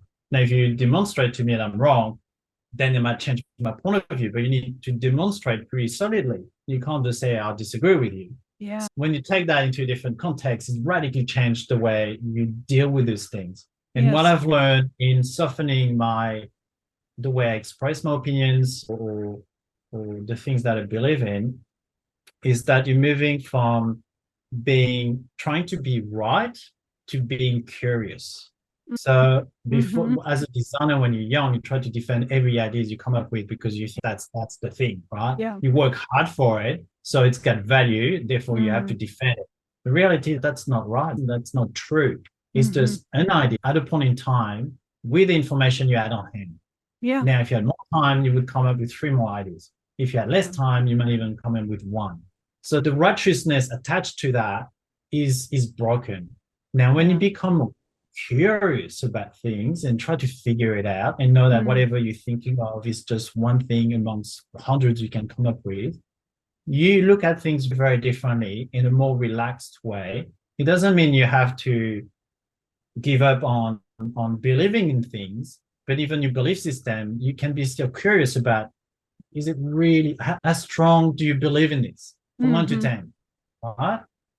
And when you start approaching things that way, you just realize that half you believe that you think are so strong, they're only 1 or 2. Yeah. Yes. You haven't really thought about it that deeply, or you don't know about it that much. Yeah. And so you design, it's the same thing. So when you talk about leadership, we shifted leadership, design leadership, probably before COVID, to management. If you had experience as a designer, you become a design manager. And that's broken. You need to become a leader within that. And that's radically different. You don't tell people what to do. Yeah. You just frame them so they can do the best they can within that thing. Yes. But you don't necessarily become a design manager. Yes. The writer Seth Godin, who I talk a lot about, he talks a ton about that we don't need any more managers, that we need leaders. And he said, what is it? Managers, what did they take? Well, I don't have the right framing, but yeah, the mindset of leadership is more of taking responsibility, and instead of being given power, you're taking responsibility and, That's right. and being more responsible for things. I wish I had a more eloquent way of saying it, but Seth Godin writes a lot about it and saying that what we need are the artists, he said, in that leadership, people with a vision and people that can collaborate and work together. And also what you're talking about is that is really a lot of what you learn in communication classes is instead of driving your point home is asking questions and asking for understanding of your idea and then asking other people's ideas. And I think we're at a point culturally, politically, all kinds of things where we need to have we're learning that we need to have a lot more of these types of shifts in communication. But culture is a big one. I love that you bring that up, and understanding the culture that we come from and our communication style and how it's different from others as we become more of a global society. I've seen it myself. I had a Swedish boss who same type of thing, and so used to fighting and butt heads with the American leadership that had a hard time with that. Or another friend who said when she worked in Italy, she had to learn to be a bit more of a prima donna to be accepted, but how to maintain her core self, but still be able to take a stand and be respected. So these different types of cultural exchanges are really valuable to understanding how people think. I think we got molded to believe that we are defined by the value of our work. So depending on how hard you work, what you're doing, how do you defend your ideas, you're defining your existence. Your personal existence is directly attached to the way you work, you defend your ideas, and that sort of thing. And that's completely broken. It's not true. It's absolutely not true. So when we start to remove this ego need to be validated for that, you look at things and do things you're more curious about it. How are we going to figure this out? How valuable is the solution? Is this really compelling enough to move forward? Or what's missing? What's broken about it? What can we do about that? When someone's got a strong opinion, to say, how strong do you feel about this? I disagree with you, but if you're like a 9 out of 10 about this, and I'm about a 4 convinced that this is wrong, then you should go ahead. If you can back it up, then you go ahead. And if you fail, that's on you. That's okay. Like, we all make mistakes. But being curious about that versus if I get everyone to do what I want them to do, it validates why I'm here, my position, my salary, who I am, and all those things. Yeah. It's not about the problem anymore. It's not about actually moving anything forward anymore. It's about validating someone's ego. Yeah, right. And when you do that, you're breaking the whole company culture. Yeah. Now we're human. We're all doing a bit of it. It's just very difficult to put the ego aside. Yeah. But in my career now, I don't feel I have to prove anything to anyone. I've done enough in my career. Bellroy is a great example of it. If I design a bag, I don't feel I have to prove to the client I can design a bag. So I don't do beautiful presentation. I don't do like more beautiful pages and decks, 20 pages and stuff like that. I don't do any of that. I go straight to the point. Say, the next thing we need to decide upon is this. So here's 3 ways to look at it. Which one is the most compelling to you with what you know right now about your brand and everything that we talked about? And then we move to the next thing. So I'm curious about how we're going to tackle this thing. And very often what we end up is better than what they wanted on the first meeting. Because we have extruded from their subconscious the real desire or the real vision that wasn't expressed with words or whatever, but got expressed by the decision they're making along the way. And I find that fascinating. This is what I do. Is that journey, and we get to the end and everyone's excited. The suppliers are like, oh, this is great, we want to make this, and then it's released and people are excited about. You're like, we've done our job. We really did our job. We didn't come up with an innovative idea.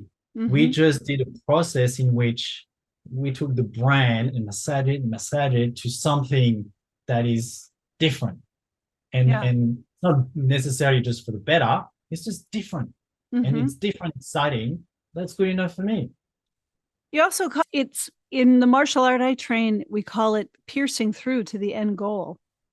So that you cut through all of the fluff and anything trying to get at you and stop at you and the noise. But you're finding your goal. It's like breaking that board. For people who break boards, you're not breaking the board. You're not hitting the board. You're hitting the wall way behind it. You're piercing through to where you want to end up. And everything starts to align. And I want to talk about that in our last segment here, is because we share a love for beautiful and simple and functional design, but we also share a love for martial arts, which we just discovered when we talked recently. I didn't know that before about you. I always assume that everybody knows it about me, but nope, we don't know all of that about that. But I've been training for about 30 plus years now.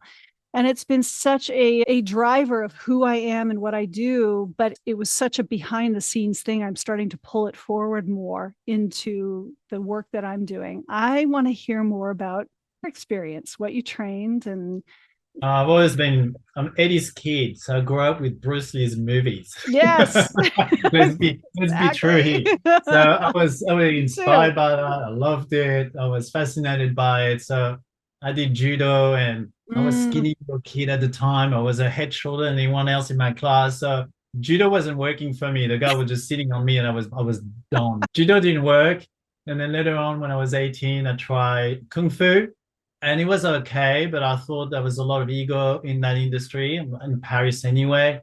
The teachers, there's a lot about them and the way they teach and stuff like that. So I got a bit, I don't know. And it was more acrobatic than the essence of it. So I got frustrated with that. Yeah. So I stopped. I did Tai Chi for a little bit, which I thought was really good, but it was a bit slow. Yep. I want something just a little bit more confronting in some ways, because I'm always, every decision, or even through a conversation today, you can see that everything I do, every decision I've ever made is to see what I'm made of. Yeah. That's the drive behind anything. Yep. So I just want to discover what's inside that I can't see or even think right now. I'm just curious about that. I just want to know. Tai Chi wasn't great for that. There was a lot of fluff around it. And then one day, I was first year after I started at Ripker, a friend of mine who already did Aikido said, there's a club just there. I'm going to go and have a look. Do you want to come with me? And I said, oh, I'll come and have a look. I don't know much about Aikido. I'll come. And so I went there and I fell in love with it, because I'm like, there's a bit of everything within it. There's a bit of a Tai Chi, so there's a lot of movement and focus and meditative kind of framework. But when you get thrown hard, you get thrown hard. And then it's quite confronting. You got 5 or 6 people coming at you and you need to stand up for 2 minutes. It's not an easy one to do. Yeah. So there's a little bit of everything that I like about martial art. So I've done a couple of years in France, came to Australia and done another, I don't know, 12 years on top of that. Wow. So 15 years all up. I've got my second black belt in Aikido in Takemusu. And then I got a bit frustrated with it. I felt like something was missing.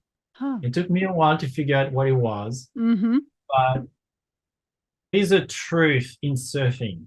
There's a truth you can't escape from surfing. Is when the big wave comes and you're on your own and all you have is your paddle power, you need to deal with that. Yeah. Right? So for you that do probably more martial art than Aikido is, you get that face-to-face combat mode in which you're testing yourself. You can't escape from it, right? When the punch comes at you, it comes at you and it's going to hurt. Yep. Aikido doesn't do that. It's a different type of testing. It's more of a mental test. Yeah. So you're never quite sure if what you're learning is as effective as it can be, because you never get tested properly.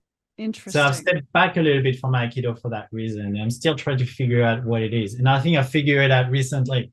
Oh, yeah? I think I figured out recently. It's just Aikido has branched so much since the founder in different styles, that every style is so specific in one aspect of the martial art that they've lost some elements of the whole. Yeah.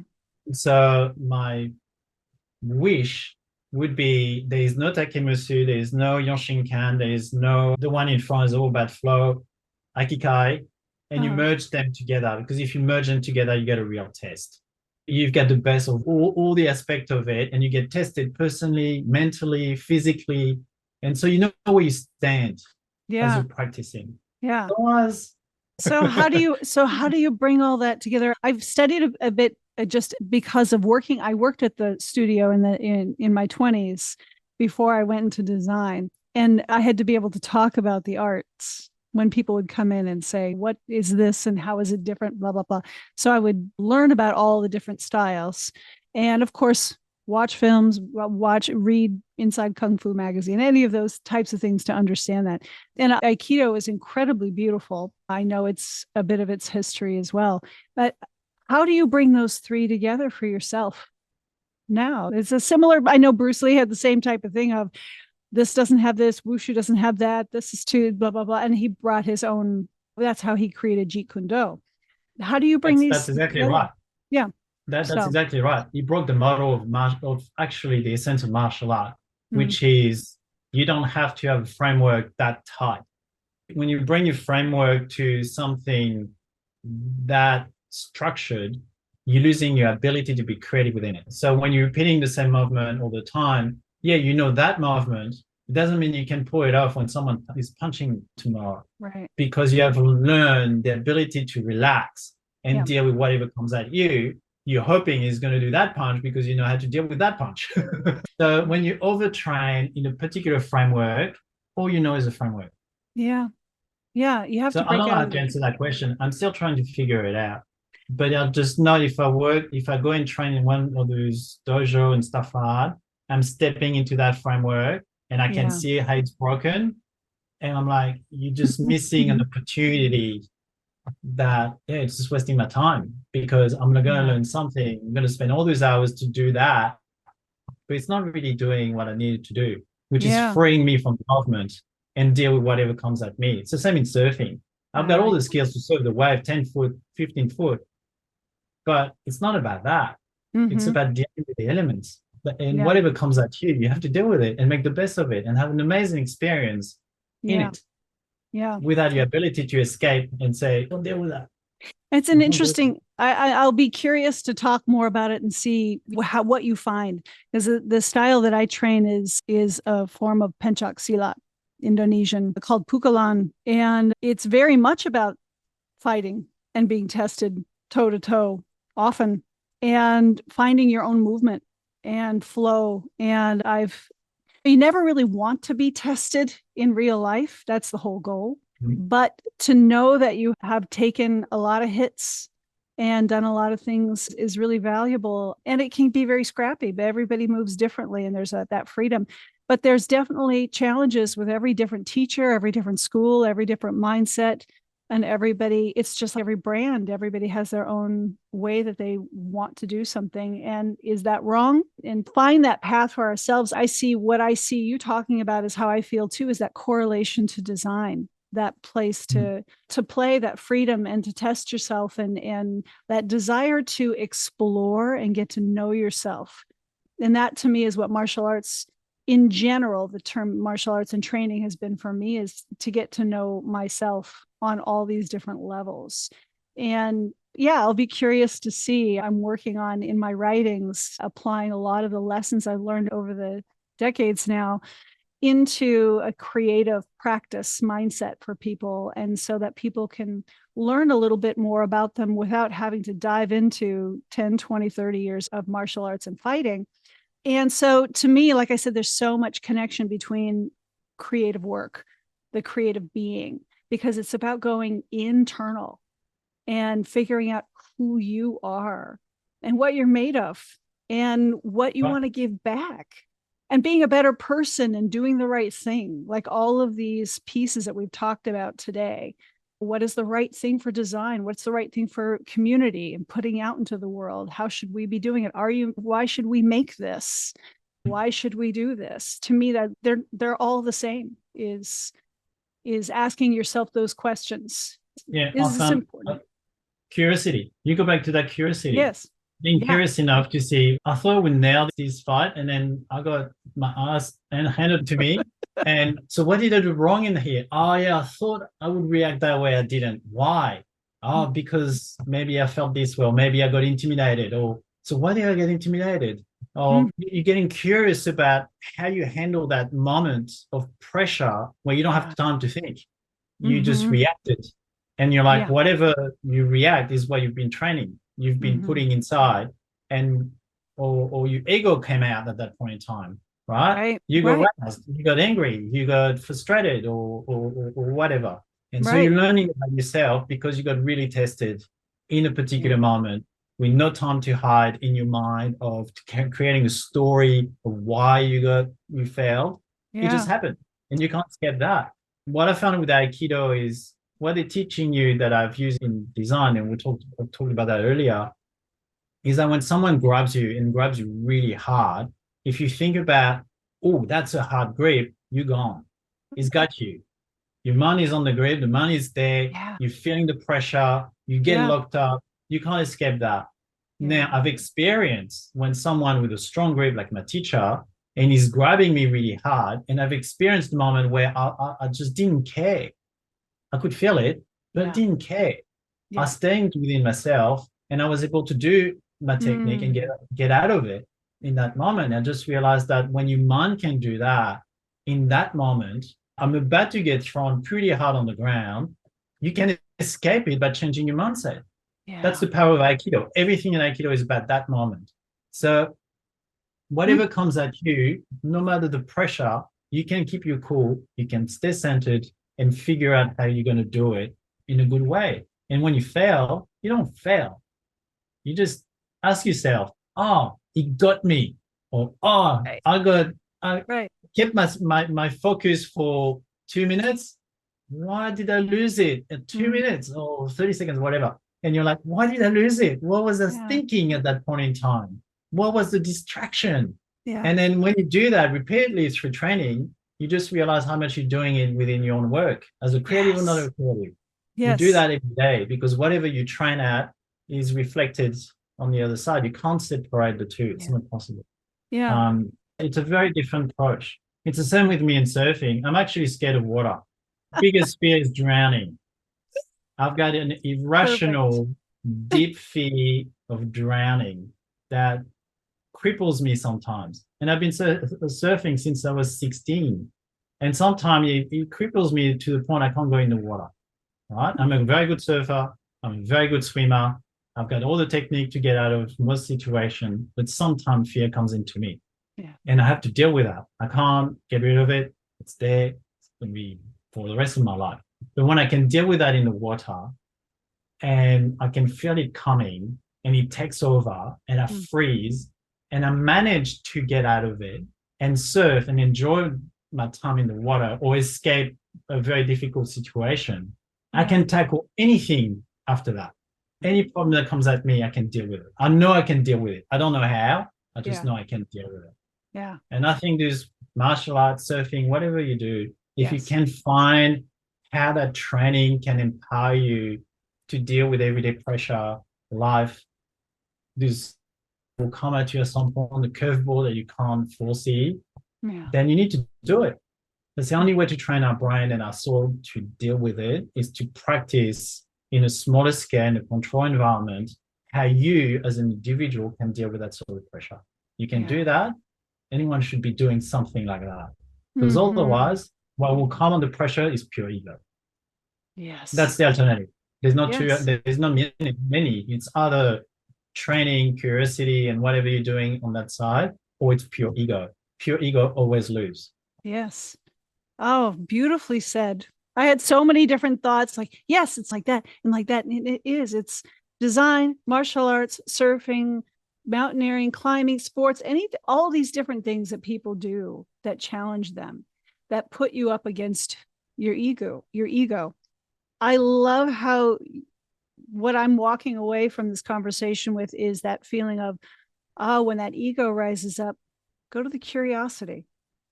Because we talk about putting our ego in service of our ilmu. Ilmu is the Indonesian word for knowledge, about chi, energy, putting your ego in service of doing the right thing. And to me, going to curiosity it's pulling it out of a focus on yourself and putting it out there and and allowing space for other people and other ideas and learning. We were talking about constant learning. I found that when I get challenged and I get angry, I've got a new tricks now. So I often do that when I struggle with this aspect of my personality or at work or whatever. I try to find a trick to experience something different. Now what I do is when I get roused and I get angry, I take a deep breath and I have to ask a question. I can't come back with my opinion. I'm not allowed to share my opinion just yet. Or saying, no, that's wrong. No, I disagree with that. Whatever that is. First, I need to ask one question. That's the rule, and I can't break it. And that changed a lot of conversation. I remember at some point during my career, I was taught that I was a bit too negative. And it's a French thing. You always say no first, so you get more options to say yes later. It's very much ingrained in French culture. There's always no first. But in the environment I was in, everyone felt like I was a bit negative and not approachable. So I had a yes day to try to change that. So one day a week, on Sunday, I would pick one day. It would be a different one. And during that day, I have to welcome any ideas or anything that comes at me in a positive way first. Even if I disagree, even if I don't want to do it, I have to approach it in a positive way first. So I like your idea. Would it be possible to do it that way and try to figure out a different way to do it so it would be working for everyone? Or I would say just yes, let's try that. Let's give it a shot. I like that idea. Can I have time to think about it for a little bit? I have to welcome it in a positive way. And that changed radically the environment in which I was in, because suddenly I was approachable. People were coming to me to share their ideas. And it changed my relationship straight away because of that. So curiosity is a big one there. So martial arts, surfing and all that. All our conversation today is very much about that. Being less righteous and more curious. It's great training and to teach yourself. So with that constant learning mindset, what is in the future for your business and where you want to take things? What's your focus? It's a big question, that one. There's a lot of things I want to do. I can take this business. The problem is that the world is changing radically. AI has just put the world upside down. And what we're going to do as designers tomorrow will be radically different than what it is today. AI is replacing us as technical skill set people, right? So if your business is about 3D rendering, you're dead. You just don't know about it yet. If you're about logo design and branding, you're dead. That business will be dead tomorrow because it will be replaced by an app or an AI system that will do this for a fraction of the cost, much faster, and it'll be good enough to move forward. So what do? Like, how do we define design as a value thing for a business, a brand, or for the world? We go back to this essence of the why. Where's the value in what we're doing? It's not about the rendering. It's not about the logo. It's about what it means. So we have to elevate ourselves to a higher vision of the design. Is we need to do things with purpose. We lost that. We were doing funky stuff, beautiful stuff, desirable stuff, and all that stuff. We brought ourselves down to the very essence of what design is, which is desirability.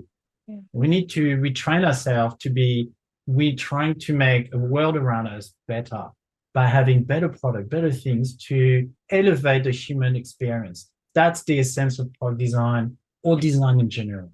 We want to elevate the human experience, not by being amazing at 3D rendering.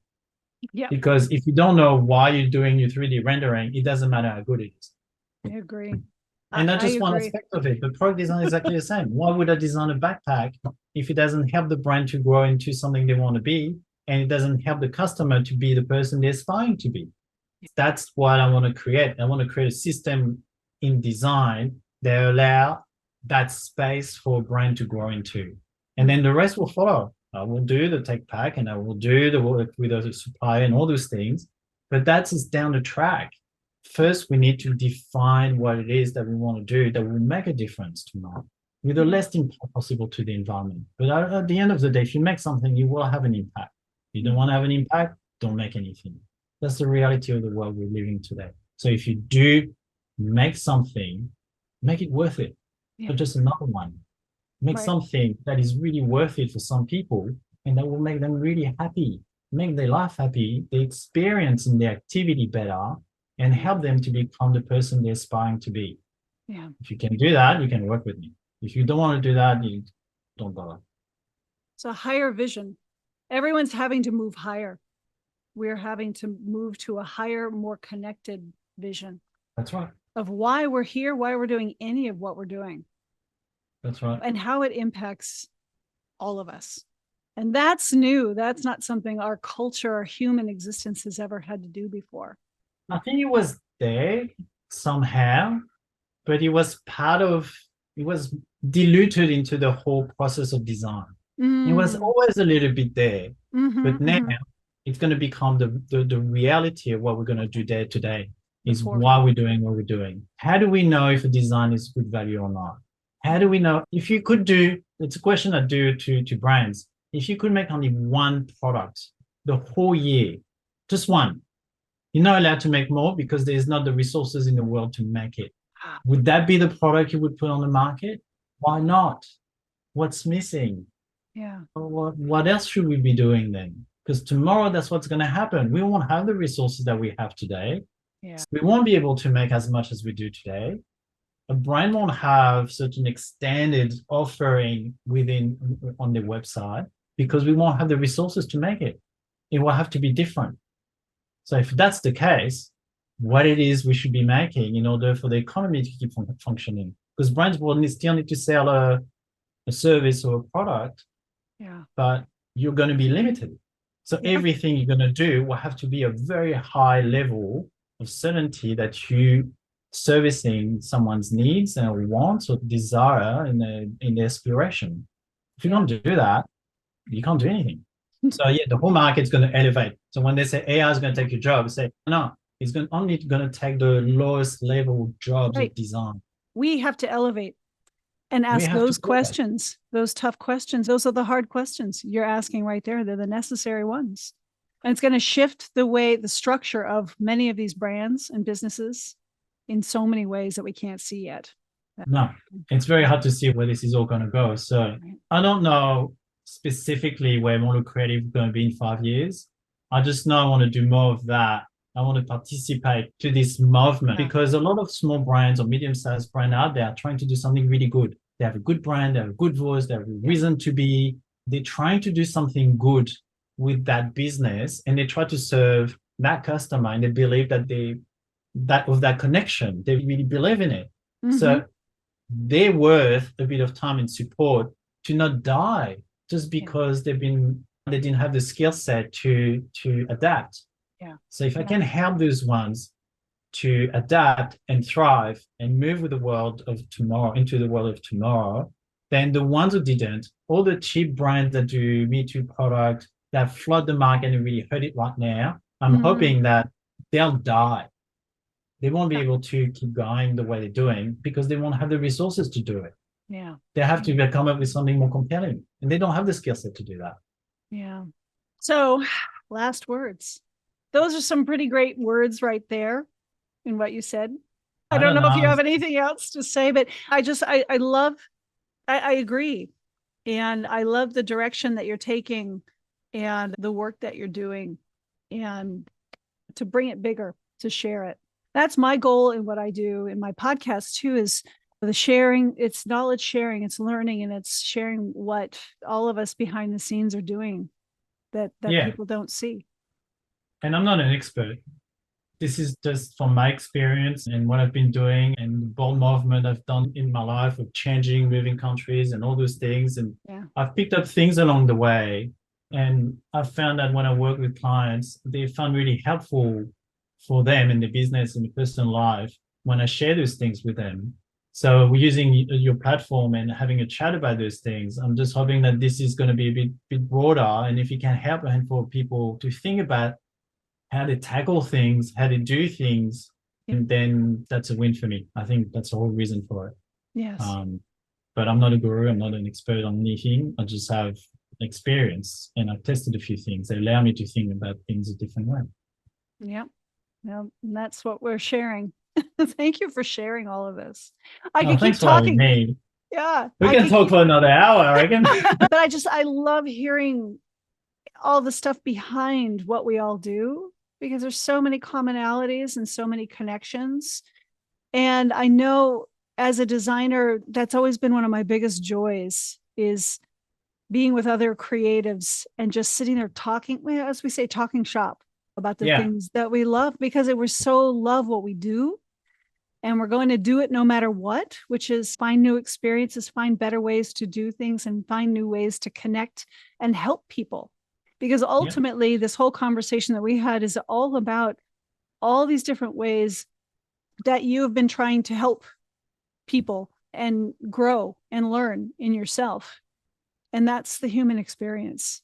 And I think that's what we've all come to realize that we're craving the most of since the pandemic too. Connection, human experience. I agree with you. Status and validation is maybe not stat. That's not true. Social media is killing him. He's actually just feeding fire with all that personal validation, the likes, and look at me, I can do this, I can do that. And there's unfortunately, we're feeding the customer or the final user to be all about them.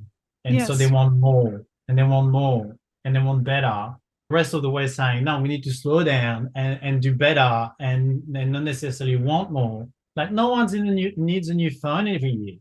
Right. Seriously, who needs a new phone in years? It's not a need, it's a want. We're flooding the market with all the technology that is only 10% better than the last one now. Right. So we got used to change things so quickly. Then how does an industry change the way they're structured when the demand is give me more? And you're like, no, we're going to slow down, we're going to do better, we're going to do things that last longer. No, give me more. It's impossible, right? The balance is completely changed. So we need to re-educate ourselves from a user point of view to be happy to keep things for longer, but have better things from brands that we feel connected to, that talks to us from an individual point of view, and then just to slow down a little bit to do things differently. But right now with social media, it's breaking the balance radically. And so I find very difficult how we're going to manage that in short term. People are feeling it. It's an external validation versus an internal validation. And that's something I get from training martial arts, is that external validation is your ego being fed. The internal validation is something deeper, a more connected energy.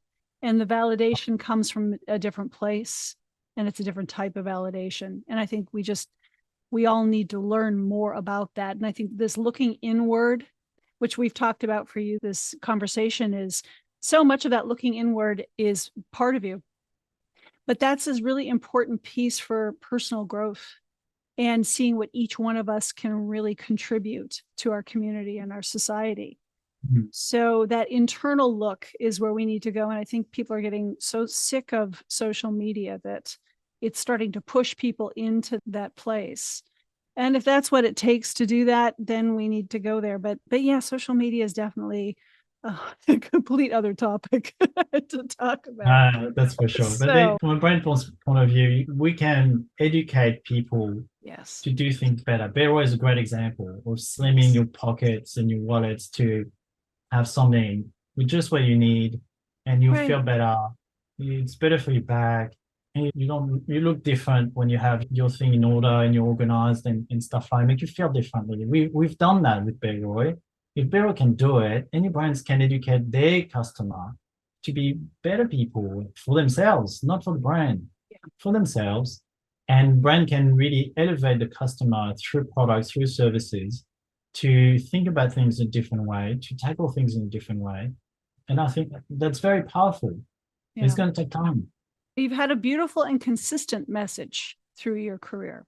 And I look forward to where you take it in the next years to come. And thank you for sharing all of this and being here. Thanks for having me. It was a good chat.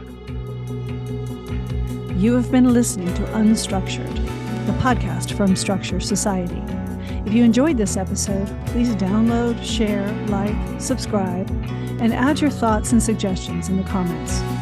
Also, please consider a Substack paid subscription to help us bring even more meaningful content and connection points to you and our creator community. Here you will find articles and news, as well as the podcast and additional content. We cannot grow without you. Thanks for listening, and talk to you soon.